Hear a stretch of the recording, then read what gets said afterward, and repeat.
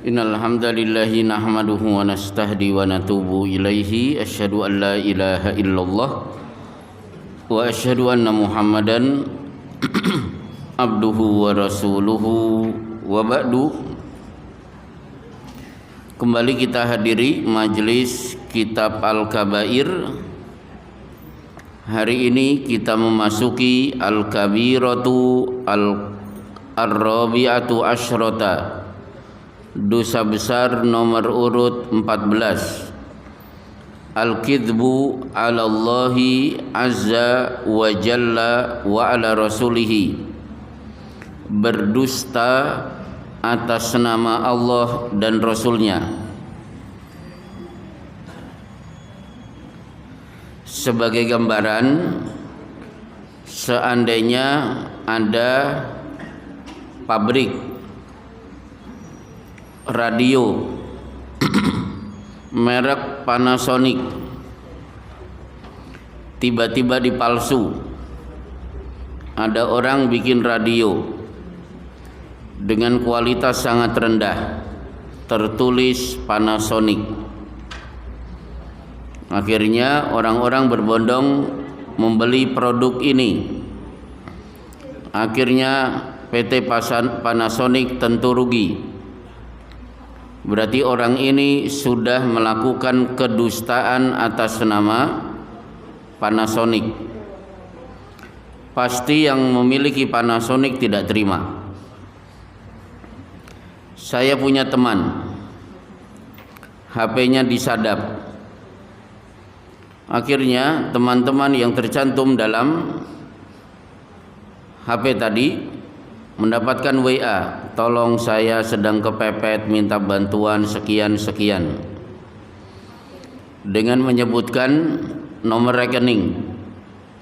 Akhirnya berbondong-bondong teman-teman memberikan donasi. Setelah dicek, ternyata yang bersangkutan tidak merasa meminta bantuan dan saya tidak merasa sedang kesusahan. Berarti si penipu sudah melakukan kedustaan atas nama teman saya. Sama halnya dengan proposal pembangunan masjid menggunakan nama sebuah masjid, nama pondok pesantren, padahal pondok pesantren sama sekali tidak meminta bantuan lewat bus-bus seperti yang terjadi di Bekasi dan Jakarta. Naik turun bus, naik turun KRL yang dulu kereta listrik. Dan ternyata pondok pesantren tidak pernah merasa membuat proposal seperti itu. Nah, ini disebut kedustaan atas nama lembaga.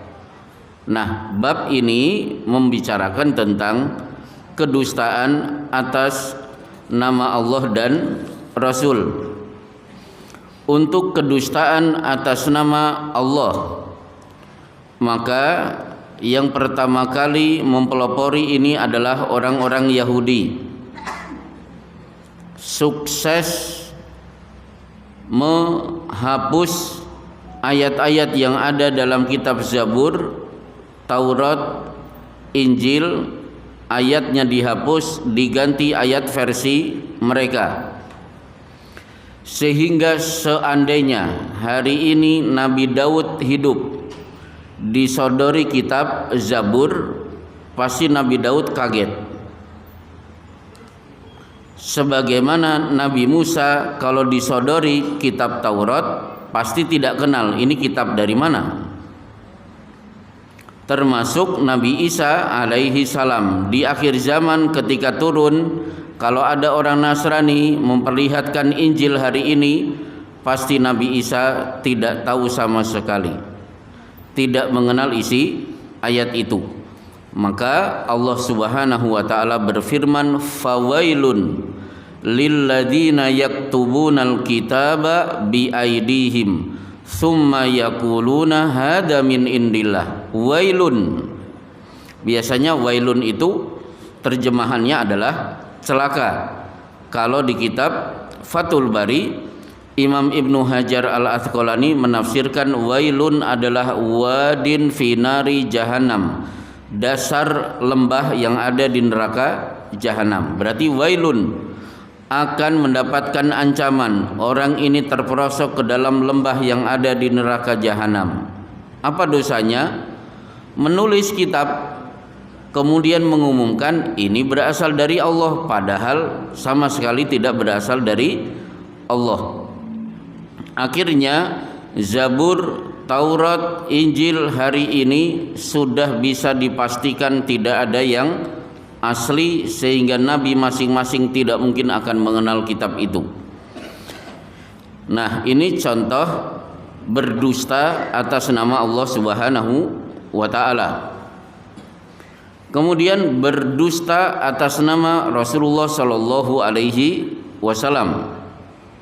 Untuk titik ini Rasulullah mengancam, man qala alayya walam akul, saya terjemahkan bebas, siapa yang berkata ini sabdaku padahal aku tidak pernah menyampaikan sabda itu, fal yatabawwa, kata-kata fal yatabawwa ini kalimat halus tapi isinya mengancam.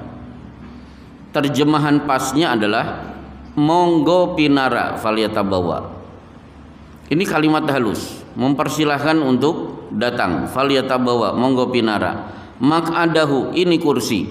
Minan nar, di neraka. Jadi para pemalsu hadis diancam dengan hadis ini. Kan banyak hadis-hadis palsu bertebaran di mana-mana, pada Rasulullah Shallallahu Alaihi Wasallam belum pernah menyampaikan kalimat itu. Orang ini terancam dengan neraka. Baik. Nah, kemudian bapak-bapak yang dimuliakan oleh Allah,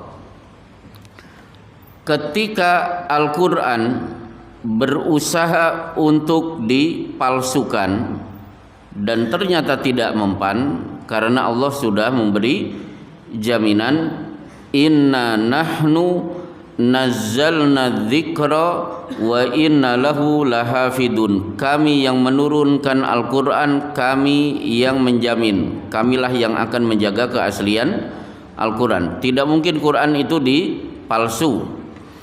Maka Imam Ibnu Taimiyah di kitab Iqtida'us Siratil Mustaqim, beliau menyebut dua istilah. Satu, tahrifut tanzil, yang kedua tahrifu takwil. Pakai bahasa mudah saja. Tahrifut tanzil itu adalah yang dipalsukan ayat yang turun, dan ini sudah berhasil pada Zabur, Taurat, dan Injil.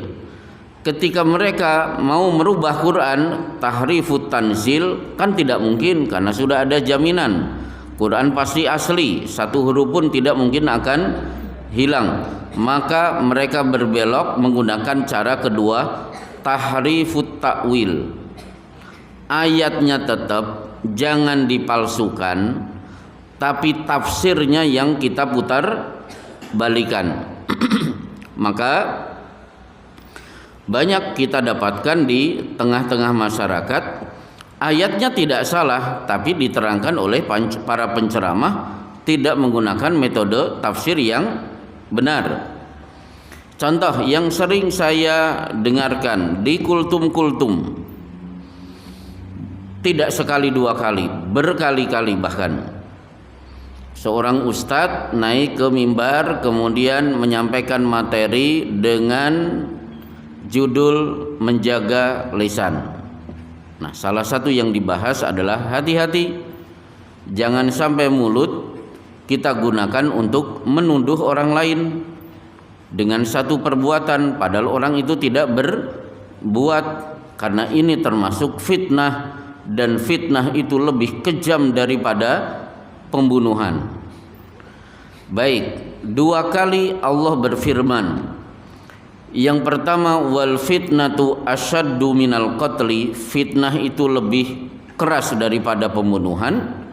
Pada ayat yang lain, wal fitnatu akbaru minal qatli, fitnah itu lebih besar daripada pembunuhan.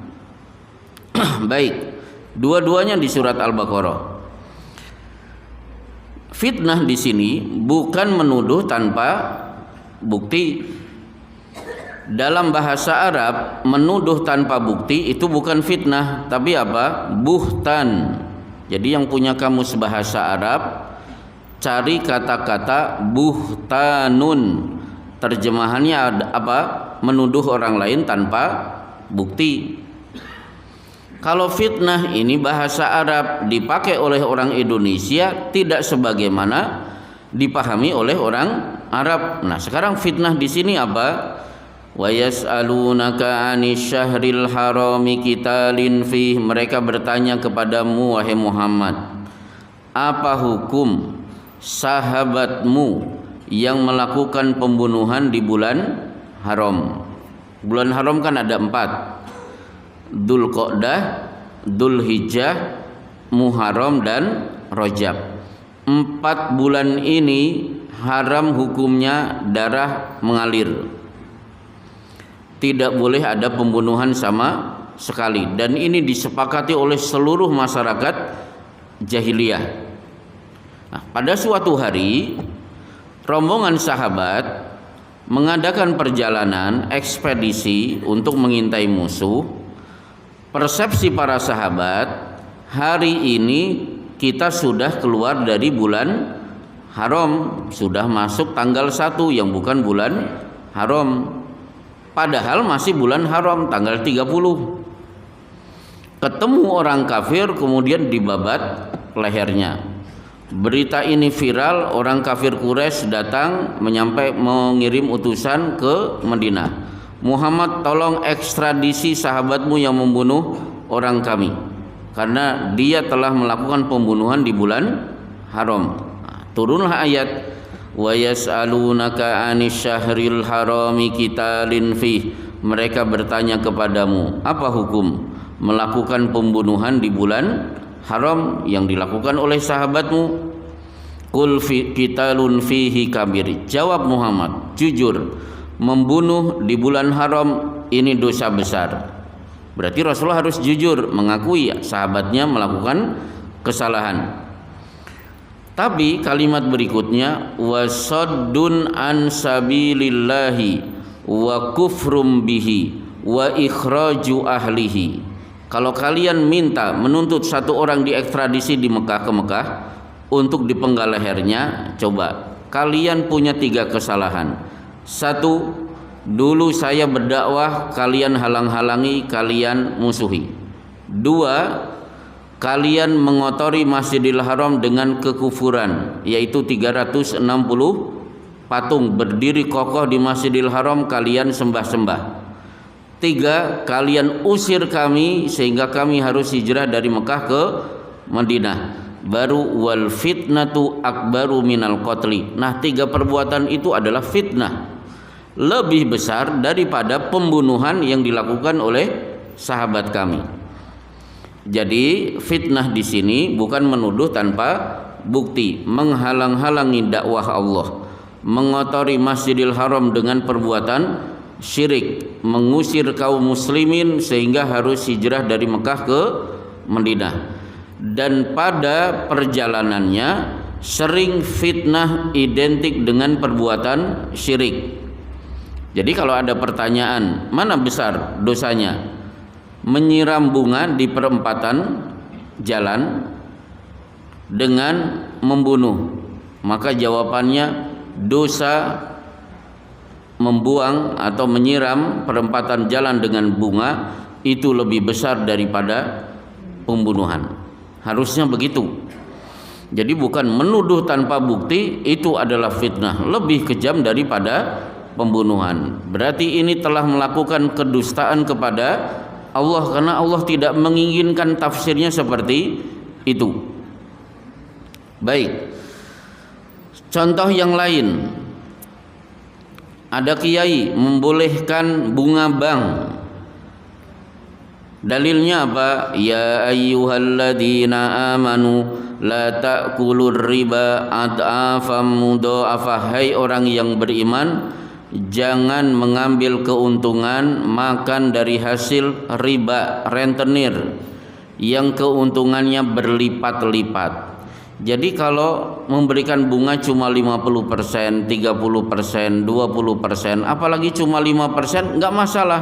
Allah sudah berfirman, yang penting tidak adafan mudhafah, berlipat-lipat. Ayatnya benar, tapi tafsirnya yang salah kaprah. Kenapa ini salah kaprah? Coba bapak-bapak, nah, meskipun ini belum saya sampaikan tentang Homer. Homer itu kan turun ayatnya 3 kali tahapan. Ayat pertama apa? Yas'alunaka anil khamri wal maisir kul fihima ithmun kabir wa manafi'u linnas. Mereka bertanya tentang Homer dan judi. Katakan, Homer itu, judi itu ada baiknya, ada jeleknya. Jeleknya lebih besar daripada baiknya. Kenapa baik? Nah, itu petani anggur, produsen anggur,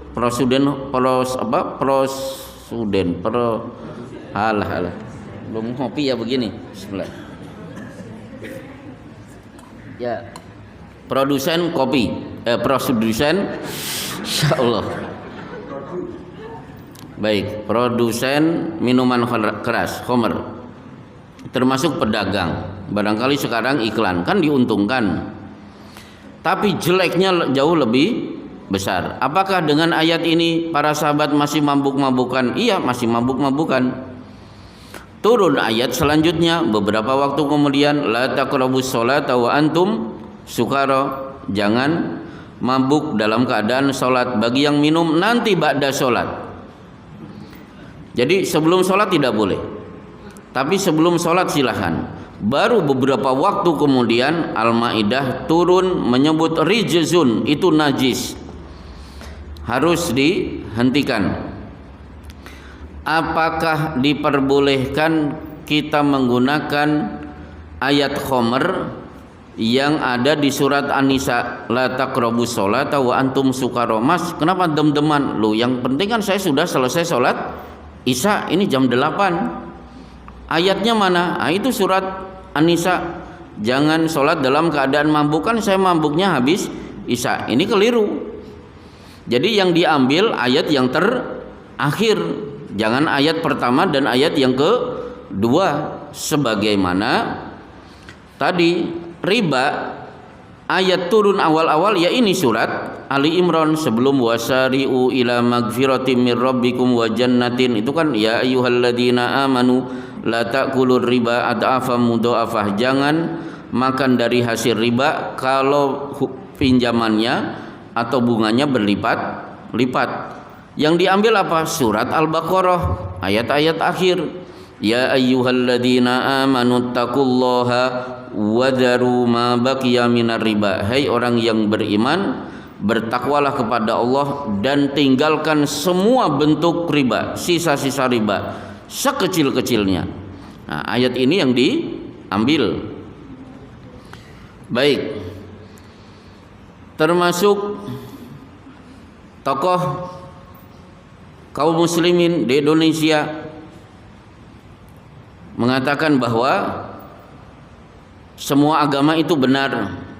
Yang pengen masuk surga lewat Kristen bisa, lewat Hindu bisa, nggak masalah. Kita tidak boleh egois merasa Islam paling benar.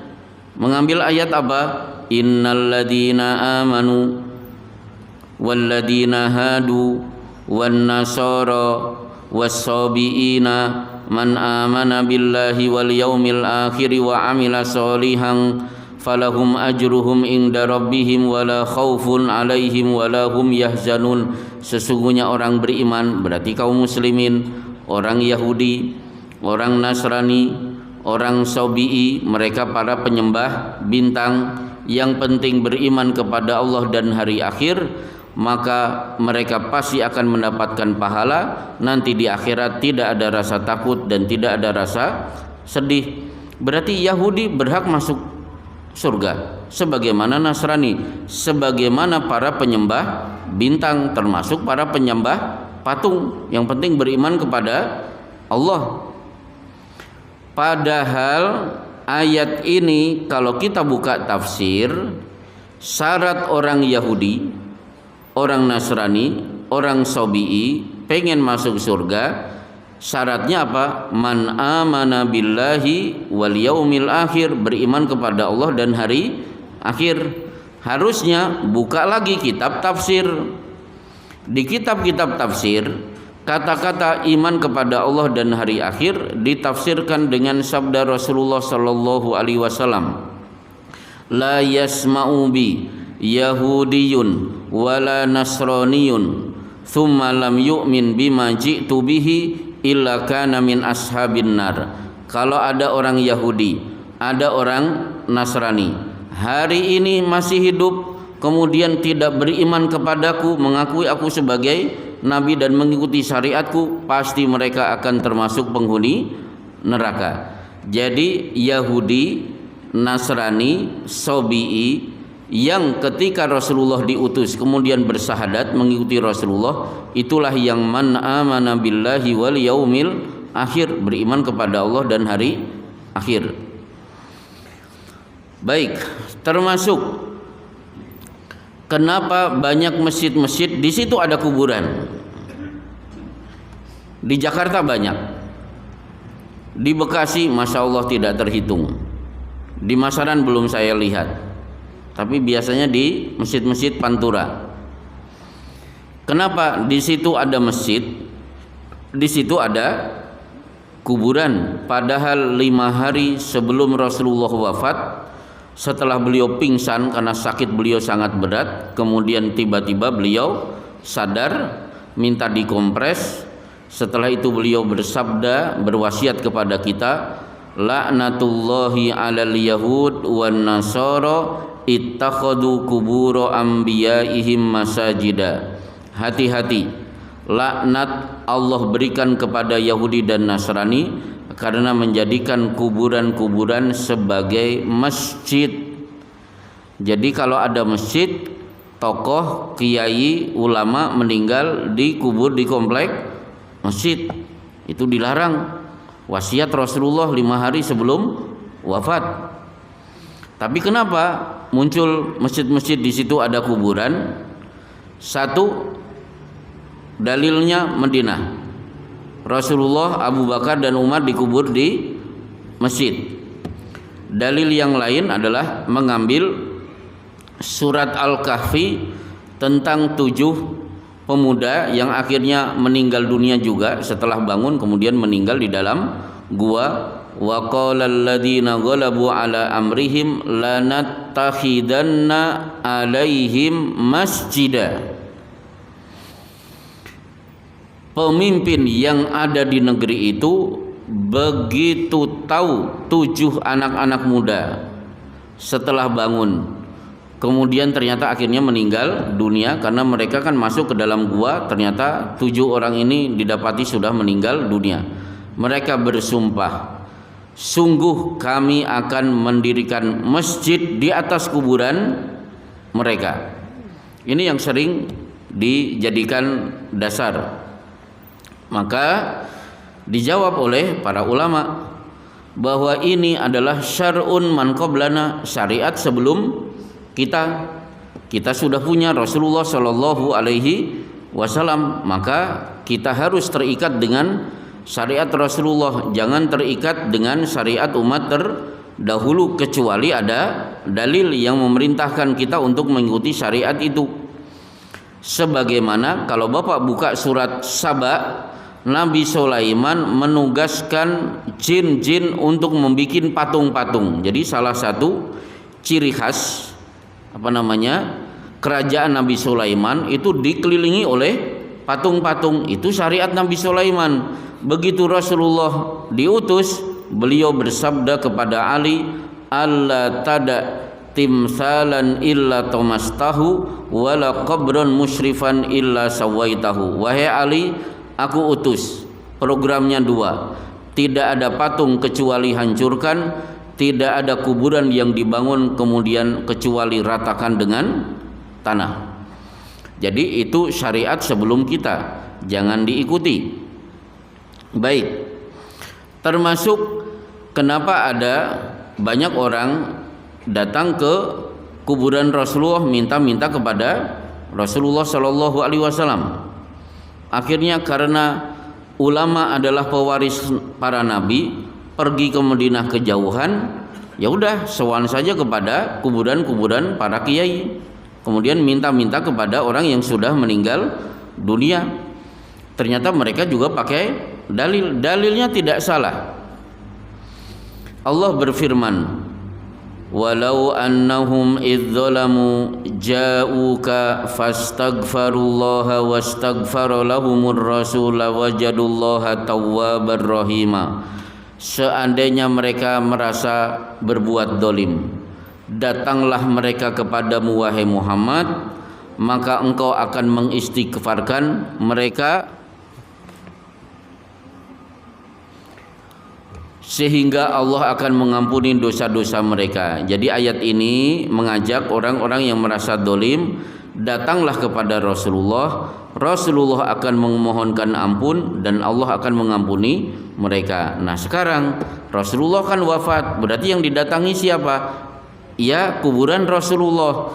Kalau kuburan Rasulullah kejauhan gimana? Lah ulama kan pewaris para nabi, ya sudah kuburan ulama di Indonesia mah datangi, minta-minta.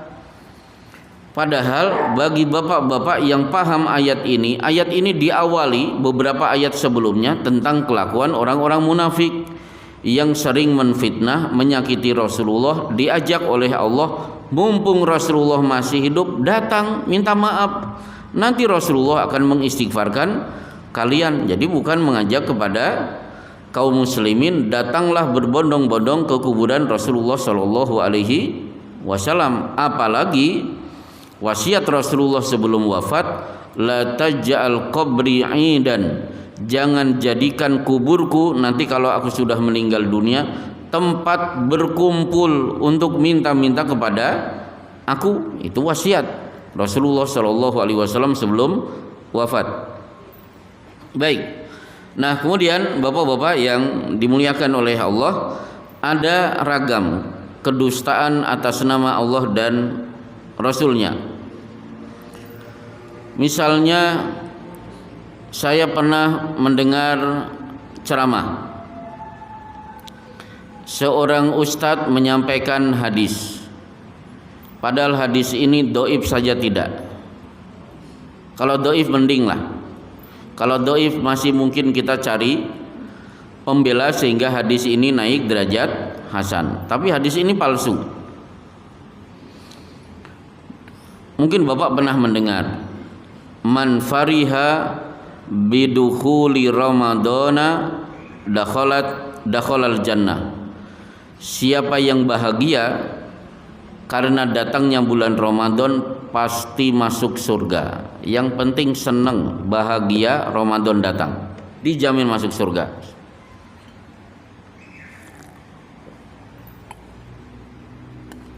Akhirnya ustadz itu menerangkan, ternyata ada gali, maling, perampok, pembunuh mati. Begitu mati sudah dikubur, ada seorang ulama bermimpi ketemu si penjahat ini. Ternyata dalam mimpi kiai itu melihat penjahat ini sedang di surga bahagia. Akhirnya kiainya bertanya, "Mas, kok sampean sekarang di surga?" "Nggih kirangan niku, Bapak jenengan saja sudah tahu kelakuan saya dulu di dunia." Akhirnya apa? Si penjahat mengatakan, "Oh iya, mungkin saya dulu di dunia kalau Ramadan datang saya bahagia. Inilah yang menyebabkan saya masuk surga."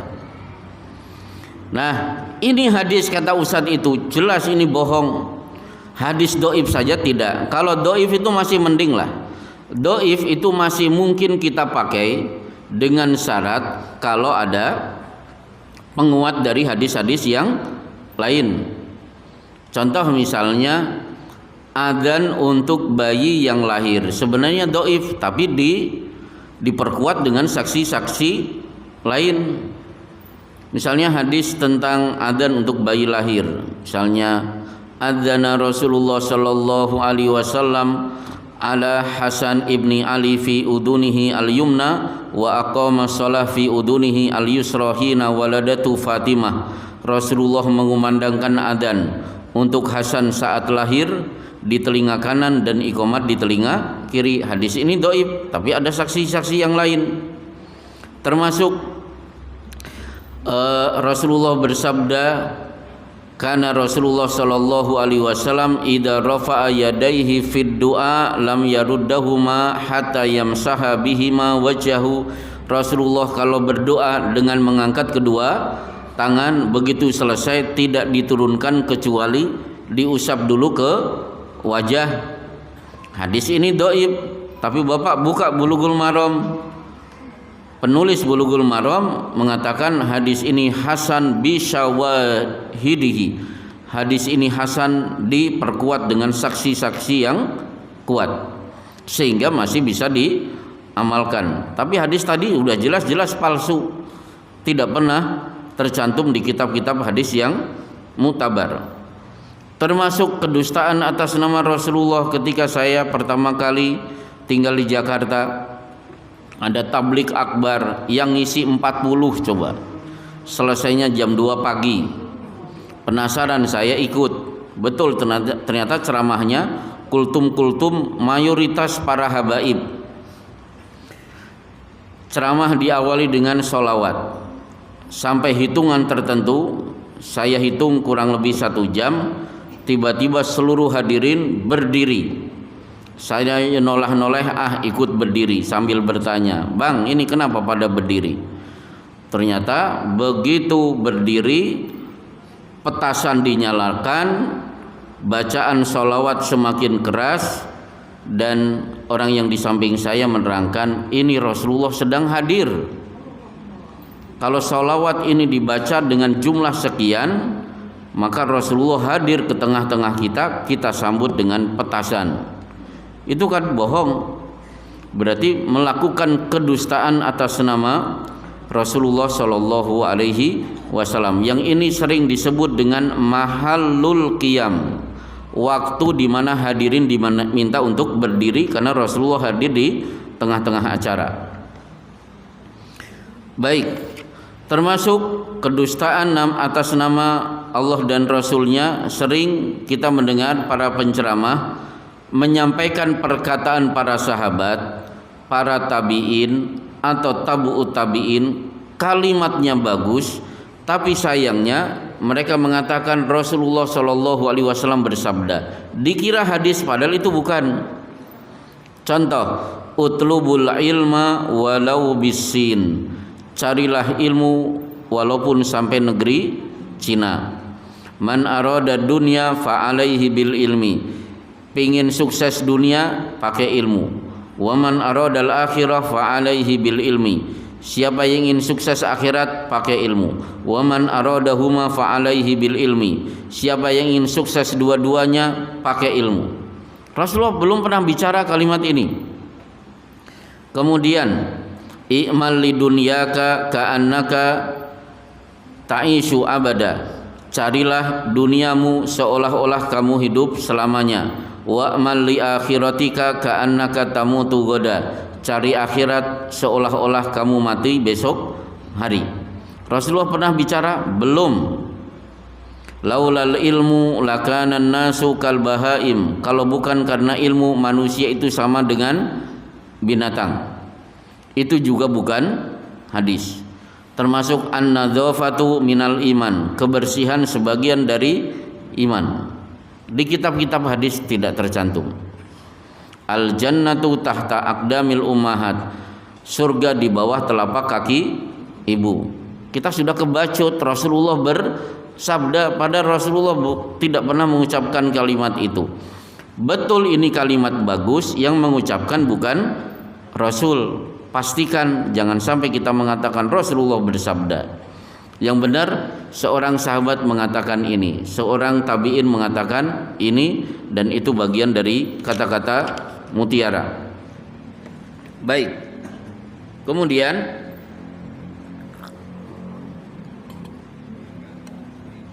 supaya tidak salah kaprah, maka pastikan seorang ustadz yang menyampaikan ilmu jelas di mana ustadz itu menuntut ilmu. Karena di Muqaddimah Sahih Muslim Di situ ada kalimat al-isnadu minad din, laulal isnadu laqala man syaa ma syaa.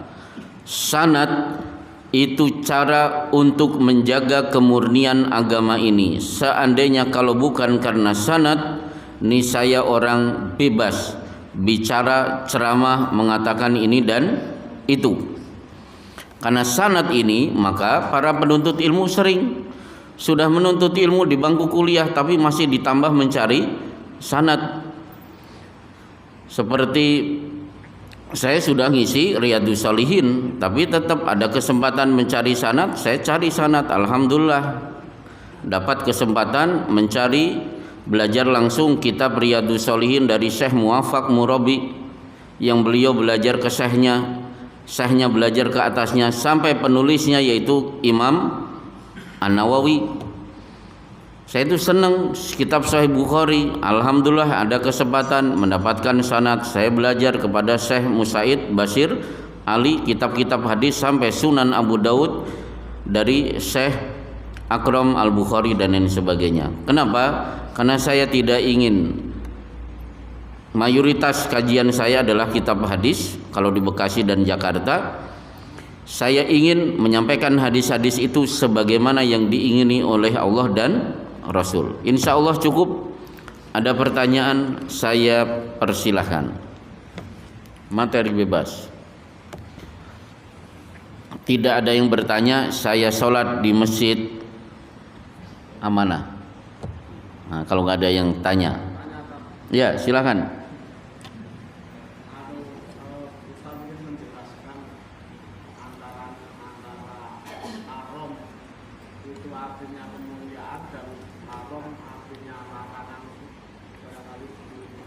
Ya. Jadi haram itu satu kata beragam makna. Sebagaimana sunnah. Nah, sunnah itu satu kata beragam makna. Tergantung siapa yang berbicara. Sebelum haram saya kasih gambaran lah sunnah itu apa. Kalau Bapak bertanya kepada ulama, sunnah itu apa? Tergantung ulama itu spesialisasinya bidang apa. Kalau dia adalah ulama fikih, wahai Syekh, Anda kan pakar fikih, sunnah itu apa? Ya sunnah ma yuthabu ala fa'ilihi wa la yu'aqabu ala tarikihi. Sunnah itu ibadah, dikerjakan dapat pahala, ditinggalkan tidak dosa. Tapi kalau kita pergi ke ulama akidah, ya Syekh, Anda pakar akidah, sunnah itu apa? As-sunnatu diddul bid'ah. Sunnah lawan kata dari bid'ah. Kan sering, ini ibadahnya nyunah tidak? Oh tidak nyunah, oh berarti bid'ah. Maka ada ahlus sunnah, ada ahlil bid'ah.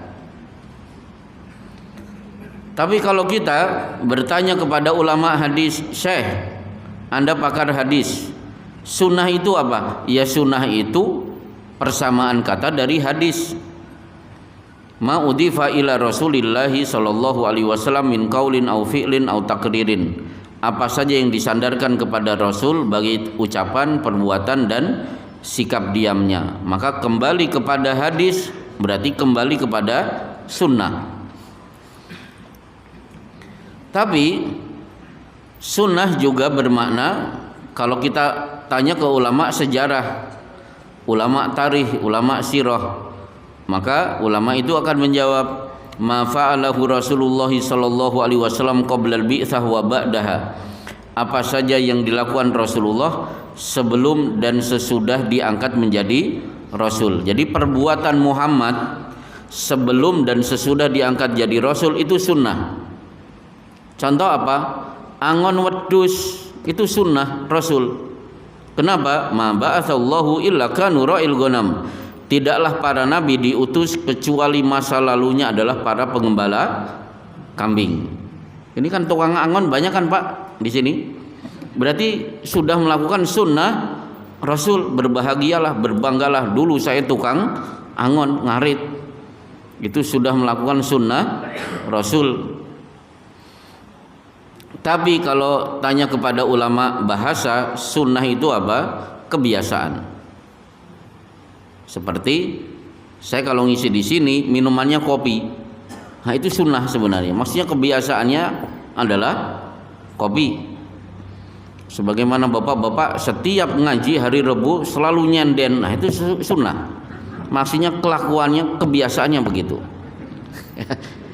Nggak usah tersinggung Pak, ini ngasih contoh memang harus ekstrim biar diingat-ingat. Baik, haram sekarang.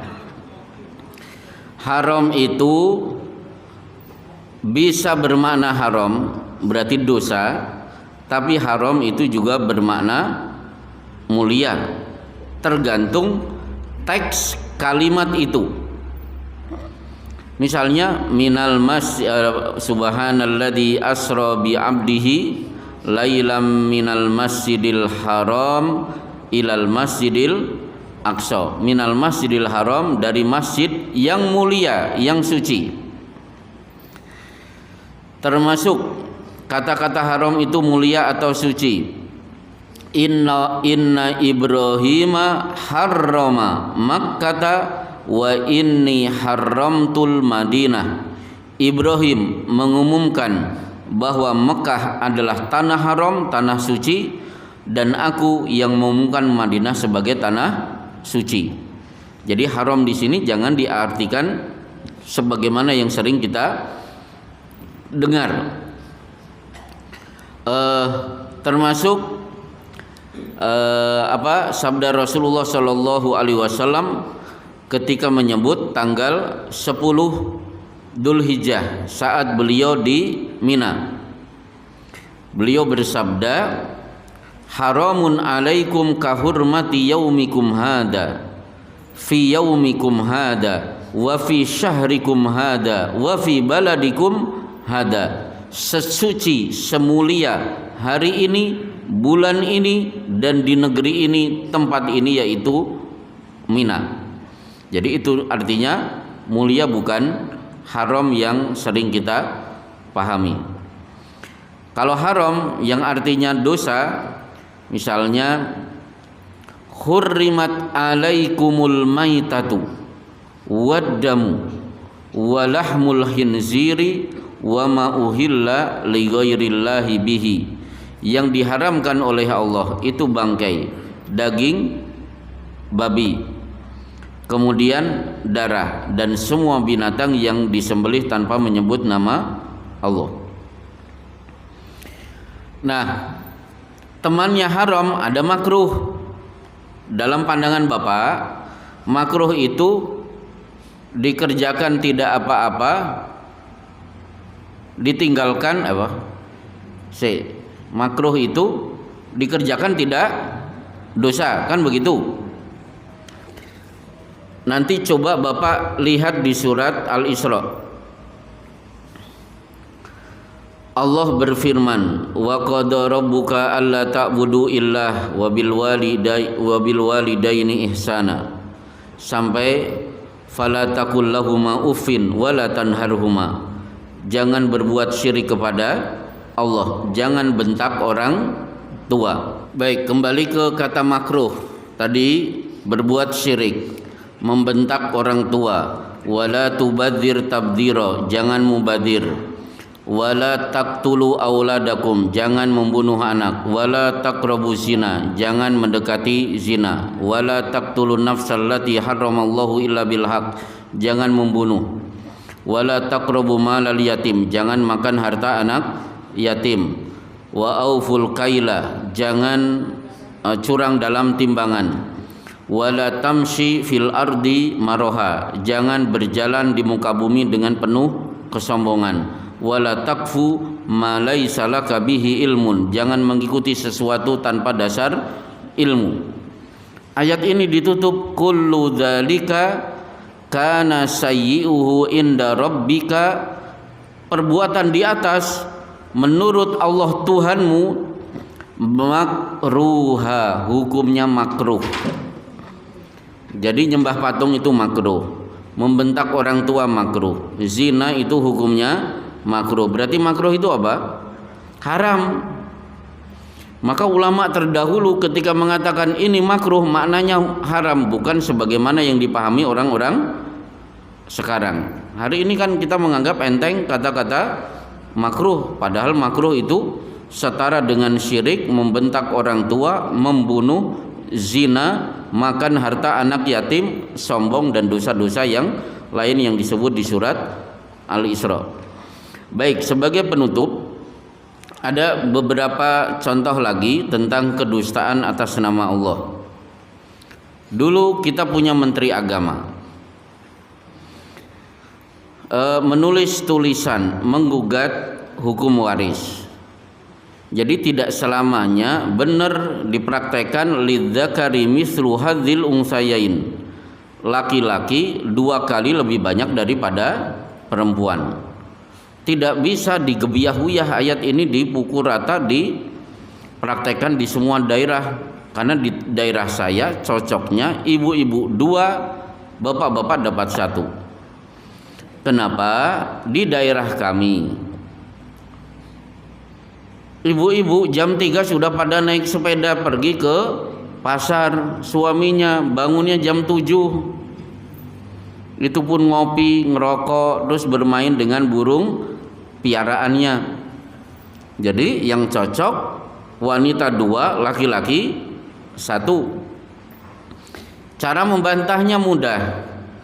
Harusnya apa? Yang dirubah jangan ayatnya, tapi yang dirubah apa? Perilaku orangnya. Suaminya yang suruh bangun jam 3, suruh pergi ke pasar. Ibu-ibu nanti bangunnya terserah, nanti yang penting sebelum subuh sudah bangun. Jadi perilakunya dibiarkan, tapi hukum warisnya yang dirubah. Ibarat saya butuh peci, menyuruh anak saya pergi ke toko peci. Kepala saya itu muatnya misalnya angka 10. Ternyata anak saya pulang membawa peci nomornya 3. Itu kan seperti Paus Yohanes di sini.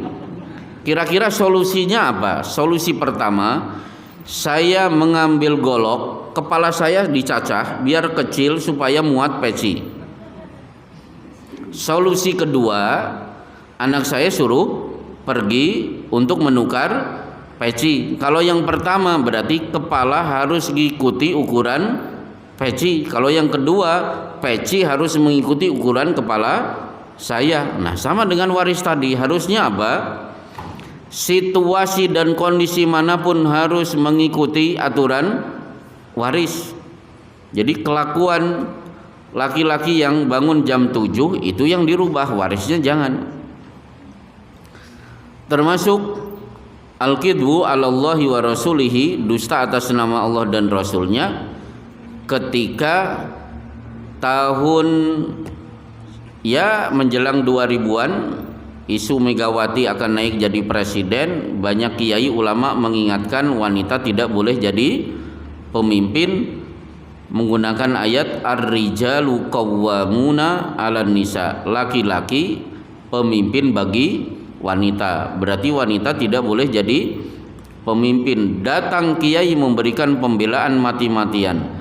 Ayat ini gak ada hubungannya dengan politik. Ayat ini hubungannya dengan kekeluargaan, situasi keluarga. Dalam bahtera rumah tangga yang menjadi pemimpin laki-laki, bukan wanita. Jangan ditarik ke ranah presiden. Jawabannya mudah. Bagi yang pernah belajar usul fikih pasti ada pernah belajar istilah mafhum muwafaqah atau qiyas aula. Mudahnya memahami begini.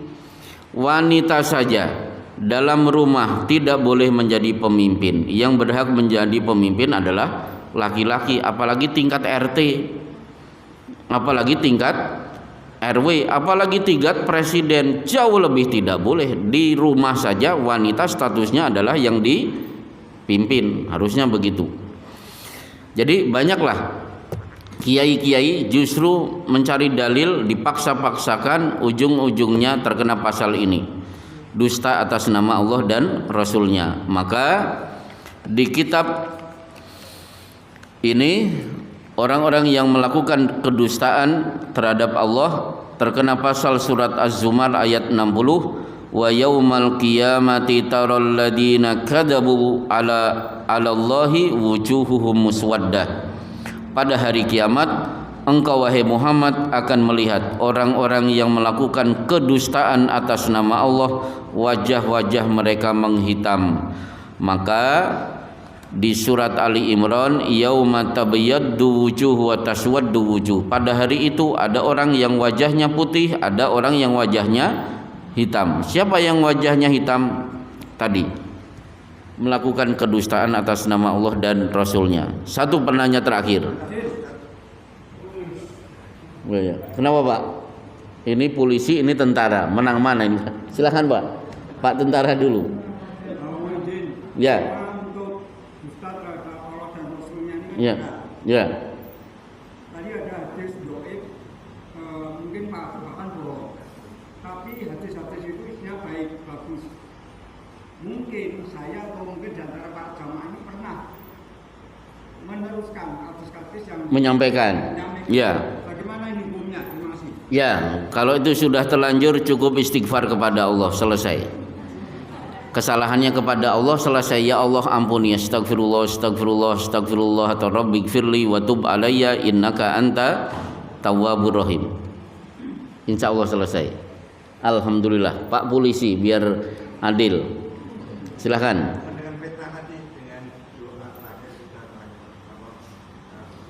Min fitnatid dunya, ya, fitnah masihi dajjal. Jadi fitnah dunia itu apa? Wah, ini panjang sekali Pak. Harus kita bahas khusus tentang fitnah. Intinya fitnah dunia, ya, contohlah misalnya fattaqud dunya wattaqun nisa fa inna awwala fitnati bani Israila kanat fin nisa. Hati-hati terhadap dunia, hati-hati terhadap fitnah wanita, karena rusaknya Bani Israel gara-gara terkena fitnah wanita. Kan banyak pejabat jatuh gara-gara perempuan. Nah itu fitnah, itu contoh. Kemudian fitnah al-masih ad-dajjal. Dajjal turun, maka banyak eksodus orang yang mengakui Dajjal sebagai Tuhan. Kenapa? 1 tahun sebelum Dajjal muncul, di seluruh permukaan bumi tidak ada hujan, otomatis kering kerontang. Jedul Dajjal muncul, diberi kemampuan menurunkan hujan ke daerah-daerah yang mengakui Dajjal sebagai Tuhan. Ya otomatis orang mengakui. Begitu mengakui Dajjal sebagai Tuhan, hujan turun, pohon-pohon tumbuh subur, binatang ternak beranak pinak. Sementara yang tetap beriman kepada Allah, daerahnya masih tetap kering kerontang. Dan Dajjal bisa mengerahkan setan-setan menjelma sebagai sosok ayah dan ibu kita yang sudah wafat, ngetuk-ngetuk pintu rumah kita, ngajak-ngajak beriman kepada Dajjal. Kan repot. Maka saking bahayanya Dajjal, kaum muslimin diminta untuk tetap diam di dalam rumah, membaca banyak-banyak membaca surat Al-Kahfi. Tapi ternyata ada fitnah yang lebih serem daripada fitnah Dajjal. Apa itu? Riya. Pengen dipuji. Wah, itu lebih ditakuti oleh Rasulullah sallallahu alaihi wasallam. Inna ma akhwafu ma akhafu alaikum asyirkul asghar. Yang paling aku khawatirkan menimpa kalian, melebihi khawatirnya munculnya Dajjal, adalah syirik terselubung, yaitu riya. Nanti riya ada bab khusus di sini insyaallah. Insyaallah lebih menyeramkan dari Dajjal. Wassallallahu ala Muhammad wa ala alihi washabbihi wasallam. Assalamualaikum warahmatullahi wabarakatuh.